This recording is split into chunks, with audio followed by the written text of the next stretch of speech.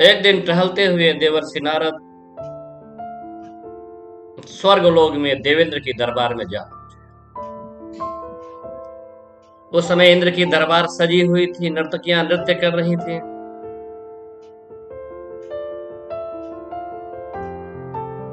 देवराज इंद्र देवर्षि नारद से पूछा कि गुरुवर, आप तो पृथ्वी लोक पर भी भ्रमण करते हैं, क्या मेरी जैसा प्रताप, मेरी जैसी दरबार और मेरी जैसी सुंदरता पृथ्वी लोक पर भी कहीं दिखती होगी?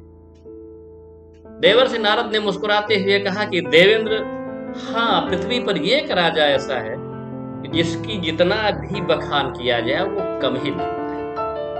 उसकी सुंदरता, उसका पराक्रम, उसका प्रताप, उसके दरबार की सज्जता बेजोड़ है। देवराज इंद्र को यह बातें अच्छी नहीं लगी।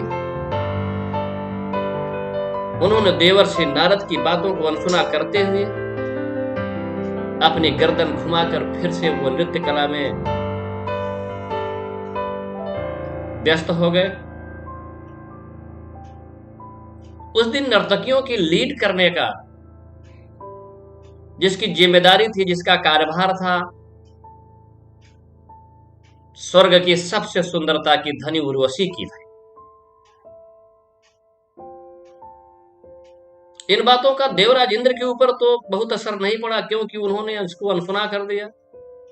परंतु देवर्षि नारद की बातों ने उर्वशी के दिल में ऐसा तीर मारा कि उर्वशी उसी उधेड़ बेन में लग गई कि आखिर में उस पृथ्वी पर वह कौन सा राजा ऐसा है कि जिसकी टक्कर स्वयं देवराज इंद्र भी नहीं ले सकते।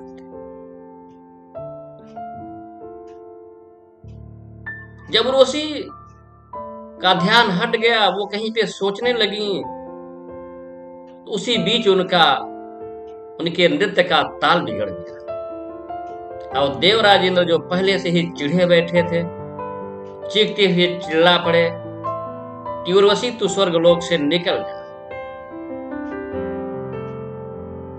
तू वहीं चली जा जहां पर तेरा दिल लगा है। स्वर्गलोक में तेरी कोई आवश्यकता नहीं। आखिर में उर्वशी को स्वर्गलोक छोड़कर पृथ्वी पर आना पड़ा, जहां पर उसकी मुलाकात महाराज पुरूरवा से होती है। दोनों में प्रेम होता है, दोनों में विवाह होता है, दोनों काफी दिन तक साथ रहते हैं। अंततः उर्वशी को पृथ्वी लोक छोड़ स्वर्गलोक जाना पड़ता है। रामधारी सिंह दिनकर उर्वशी की एक एक पंक्ति को इतना जादू जैसा लिखा है, जिसकी बातें ही कुछ अजब गजब की है। यहां एक प्रतापी राजा सुंदरता के वश में होकर उर्वशी के सामने ऐसे घुटने टेक देता है। रामधारी सिंह दिनकर ने इसको जो भाव दिया है वो सुनने के ही काबिल है। महाराज पुरूरवा उर्वशी से क्या कहते हैं, आप सुनिए। कौन है अंकुश, इसे मैं नहीं पहचानता हूं, पर सरोवर के किनारे कंठ में जो चल रही उस तृषा, उस वेदना को जानता। कामनाओं के झकोरे रोकते हैं राह मेरी, खींच लेती है तृषा पीछे पकड़कर बाह मेरी। सिंधु सा उद्दाम अपरंपार, मेरा बल कहां है, गूंजता जो सत्व का सर्वत्र जय जयकार, उस अटल संकल्प का संबल कहां है। यह शिला सा वक्ष, यह चट्टान सी मेरी भुजाएं, सूर्य के आलोक से समुन्नत दीपित भाल मेरा। प्राण सागर कायगम उत्पाल उच्छिल है, सामने टिकते नहीं वनराज, सामने टिकते नहीं वनराज। पर्वत डोलते हैं, कांपता है कुंडली मारे समय का व्याल। मेरी बाह में मारुत करुण गजराज का बल है, मर्त्यमानों की विजय का तूर्य हूं मैं, उर्वशी अपने समय का सूर्य हूं मैं।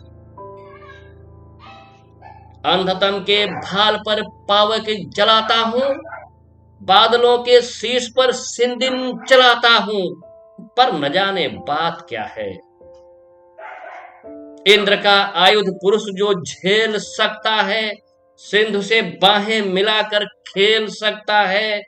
फूल के आगे वही असहाय हो जाता, शक्ति के रहते हुए निर्वाय हो जाता।